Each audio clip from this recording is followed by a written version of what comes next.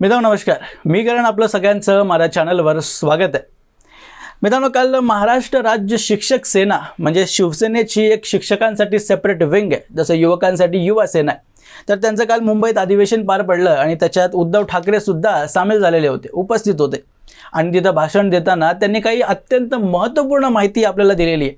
त्यांनी सांगितलं की मी मुख्यमंत्री असताना म्हणजे ते मुख्यमंत्री असताना कशा प्रकारे त्यांनी महाराष्ट्राचा संपूर्ण कारभार घरी बसल्या बसल्या केला होता. कशा प्रकारे व्हिडिओ कॉन्फरन्स करून ग्रामपंचायतीच्या अधिकाऱ्यापासून मंत्रिमंडळातल्या मंत्रीपर्यंत त्यांनी सर्वांशी कॉन्टॅक्ट ठेवलेला होता आणि प्रत्येकाकडून व्हिडिओ कॉन्फरन्सद्वारे माहिती ते लगातार घेत होते. अशा प्रकारची एक प्रकारे माहिती आपल्याला त्यांनी दिलेली आहे. आणि पुढे त्यांनी एक प्रकारे एकनाथ शिंदेंना टोला लगावत त्यांनी म्हटलं की निदान मी घरी बसून तरी काम केलं आणि हे घरोघरी गेले, पण यांनी काय दिवे लावले हे देवच जाणो. म्हणजे एक प्रकारे उद्धव ठाकरे यांनी मान्य तरी केलं. म्हणजे ह्याच्यातच मला समाधान वाटतं की त्यांनी मान्य तरी केलं की मी घरी बसूनच महाराष्ट्रासारख्या या मोठ्या राज्याचा राज्यकारभार पाहत होतो आणि मी घराच्या बाहेर निघण्यापासून अतिशय काळजीपूर्वकपणे दुर्लक्ष केलेलं आहे. आणि हे मी नाही म्हणत आहे, खरं बघितलं तर हे शरद पवारांनी आपल्या पुस्तकात लिहिलेलं आहे, लोक माझे सांगत या पुस्तकात. त्यांनी स्वतः लिहून ठेवलेलं आहे की मी पहिल्यांदा असा मुख्यमंत्री बघितला की जो आपल्या 2.5 वर्षाच्या कार्यकाळात संपूर्ण कार्यकाळात केवळ आणि केवळ 2 वेळा मंत्रालयात जातो. आणि शरद पवारांसारख्या वरिष्ठ नेत्याला ज्याने इतके वर्ष राजकारण पाहिले त्यालासुद्धा हे आश्चर्यकारक वाटलं होतं. मग विचार करा की जी सामान्य जनता आहे त्यांना तर काय वाटलं असेल. आता कसं आहे की म्हणजे उद्धव ठाकरे हे कितपत घरी बसून काम करत होते आणि कशा प्रकारे आपल्या मंत्र्यांना सुद्धा भेटायला तयार नव्हते याचं उत्तम उदाहरण राजेश टोपे यांचं. म्हणजे पुण्यात ससून हॉस्पिटलला गेल्यावर काय ते ऑक्सिजनची कमी झाली होती आणि मीडिया पर्सन त्यासोबत उभे होते. आता मग त्यांनी उद्धव ठाकरे म्हणजे मुख्यमंत्र्यांना त्यावेळीच्या कॉल लावलं. आता कॉल लावल्यावर हेल्थ मिनिस्टर एखाद्या आपल्या मुख्यमंत्र्याला कॉल करतोय तर त्याच्या कॉलला प्रायोरिटी देणं आणि खास करून कोरोनासारख्या महामारीच्या काळात हेल्थ मिनिस्टरचा फोन उचलणं हे मुख्यमंत्र्याची प्रायोरिटी असली पाहिजे आणि पाहिजे होती. पण उद्धव ठाकरे म्हणजे नवीन फंडा आपल्याला त्या दिवशी माहिती पडला की संध्याकाळी 7 नंतर Uddhav Thackeray out of network होतात, आउट ऑफ रीच होतात. त्यांना फोन करणं, त्यांच्याशी बोलणी करणं संध्याकाळी 7 नंतर मंत्र्यांना सुद्धा शक्य नाही आहे. हे पहिल्यांदा आमच्यासारख्या सामान्य जनतेला कळालं. कसं असं मित्रांनो की उद्धव ठाकरेंनी पुढे या भाषणात असंही म्हटलं की मी जो उत्तम कारभार केला त्या उत्तम कारभारानंतर जे काही परिणाम विधानसभेच्या निवडणुकीचे माझ्यासमोर आले त्याला मान्य करण्यासाठी मी बिलकुल तयार नाही आणि जनता माझ्यासोबत असं करूच शकत नाही. म्हणजे एक प्रकारे EVM हॅक वगैरे ते अजूनही आपलं रडगाणं सुरूच आहे. म्हणजे एखादा वर्ग, शाळेतला वर्ग, म्हणजे आता ही शिक्षकांची अधिवेशन होती म्हणून एक उदाहरण देतोय की एखादा वर्गसुद्धा कोविड टाईममध्ये ना जे ऑनलाईन कॉन्फरन्स घ्यायचे व्हिडिओ कॉल्सवर, तो वर्गसुद्धा सुरळीत चालवणं शक्य नव्हतं. आणि हे पूर्ण राज्याचा कारभार त्या एका व्हिडिओ कॉन्फरन्सवर घरी बसल्या बसल्या सांभाळत होते. म्हणजे अजून एक एक्झाम्पल घ्या, जसं की एखादा वर्ग आहे आणि शिक्षक थोड्या वेळासाठी बाहेर गेले आणि शिक्षक किंवा सर जसंही बाहेर गेले तसंच मुलं गप्पा मारायला लागतात, एखाद्या वेळी भांडणही होतात आणि त्यात मारहाणीही होते आणि एकमेकांचं काय ते तोंड फोडणं आणि अशा प्रकारची घटना आपण आपल्या बाल्यकाळात सुद्धा पाहिलेल्या आहेत. खास करून 4वी-5वीची पोरं हे जास्तच करतात. आता शिक्षक परत आले वर्गात की मग सगळे मुलं शांत होतात की सर आलेत बाबा शांत बसा, नाहीतर मग आपल्याला काही ती शिक्षा भेटेल. आता सर जेव्हा वर्गात येतात तेव्हा त्यांना सगळी मुलं शांत बसलेली दिसतात, पण याचं हे निघत नाही परिणाम की मुलं सदैवच ते गेल्यावर शांत बसलेले होते, त्यांनी कुटघोऱ्या केलेल्या होत्या. आता जोपर्यंत ते सर एखाद्या विद्यार्थ्याला उठवून त्याला दम देऊन विचारत नाहीत की काय रे बाबा सांग बरं, मी गेल्यावर कोण कोण मस्ती करत होतं आणि कोणी भांडणं केली, जरा ओरडून विचारलं की लगेच मग तो मुलगा खरं खरं सांगतो.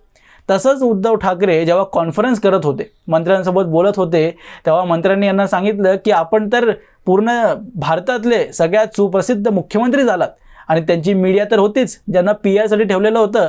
आणि मीडिया जे बोलायला लागली ते उद्धव ठाकरेंनाही खरं वाटायला लागलं की मीडिया मला नंबर 1 मुख्यमंत्री म्हणते, माझे मंत्रीही मला सांगतायत की काहीच प्रॉब्लेम नाही आहे.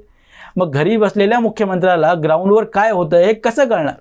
जोपर्यंत मीडिया, त्याचे मंत्री जे ग्राउंडवर उपस्थित होते ते लोक जोपर्यंत घरी बसलेल्या मुख्यमंत्र्याला ग्राउंडवरली रियालिटी सांगणार नाही किंवा ॲटलिस्ट मुख्यमंत्री घरातून बाहेर निघून ग्राउंडवर जाऊन बघणार नाही की आपले मंत्री ॲक्च्युली काय करतायत आणि आपण पैसे देऊन PR जो केलेला आहे ती मीडियाचं न ऐकता जर उद्धव ठाकरे खरंच ग्राउंडवर गेले असते तर रियालिटी त्यांना कळाली असती आणि महाराष्ट्राचा राज्यकारभार त्यांनी जो हाताळला आणि ज्या प्रकारे ऑक्सिजनची कमी असो आणि जे वेगवेगळे मॅटर्स त्यांच्या कार्यकाळात झाले त्यानंतर जनतेने हे परिणाम का दिले आणि हे खरंच कशा प्रकारे योग्य आहेत हे उद्धव ठाकरेंना सहजपणे कळालं असतं. आता कसं आहे मित्रांनो की उद्धव ठाकरेंचं भाषण असोत आणि त्यात संघाचा उल्लेख त्यांनी केला नाही तर हे आश्चर्यकारक आहे. कारण आजकाल काय झालं आहे की उद्धव ठाकरे यांना संघाशी एक प्रकारे प्रेम झाल्यासारखं वाटतं. म्हणजे संघाला शिव्या घालायच्या पण एक प्रकारे त्याचा ईर्ष्यासुद्धा उद्धव ठाकरेंना आहेच. कारण बाळासाहेब ठाकरे यांच्या जन्मजयंतीनिमित्त जो काही सभा त्यांनी घेतलेली होती त्याच्यात त्यांनी म्हटलेलं होतं की एखाद्या संघाच्या कार्यकर्त्याला तुम्ही रक्त मागाल तर तो रक्त देणार नाही, तो गौमूत्र नेमकं तुम्हाला देईल, ह्याच्यात मात्र सत्य आहे. आणि त्यांनी अत्यंत इतक्या विश्वासाने म्हटलं होतं की म्हणजे त्यांनी शाळेत बघितलं असेल एखाद्या संघाच्या कार्यकर्त्याला रक्त मागितल्यावर गौमूत्र देताना. त्यांनी बघितलं आहे का नाही हे त्यांनी सांगावं किंवा ॲटलीस्ट सांगावं तरी तो व्यक्ती कोण होता बाबा की रक्त मागितल्यावर त्यांनी गौमूत्र दिलं आणि तो संघाचा कार्यकर्ता होता का नाही. पण कालच्या भाषणात त्यांनी म्हटलं म्हणजे शिक्षकांना संबोधून त्यांना म्हटलं की तुम्हीही संघासारखं काम केलं पाहिजे. त्याने म्हटलं की संघ जिथे जातं तिथे वाळवीसारखं पोखरायला लागतं. सुरुवातीला दिसत नाही पण नंतर कळतं की अरे इथं तर वाळवी लागली आहे आणि मग नंतर आपण त्याचं काय ते म्हणजे ते जाणून नंतर काही उपयोग नाही आहे कारण ऑलरेडी वाळवीने पोखरलेलं असतं. तसंच संघाने जे BJPचं काम केलं आणि निवडणूक उद्धव ठाकरे आणि एकंदरीत आघाडीला हरावी लागली, पराजय त्यांना आला, ते नंतर समजून घेऊन त्याचा काहीही उपयोग नाही आहे. आणि ह्याच्यामुळंच उद्धव ठाकरेंनी शिक्षकांना म्हटलं की तुम्हीसुद्धा या फावल्या वेळात जे आहे एक प्रकारे पक्षाचा प्रचार करा, पक्षासाठी काम करा, अशा प्रकारे त्यांनी म्हटलं.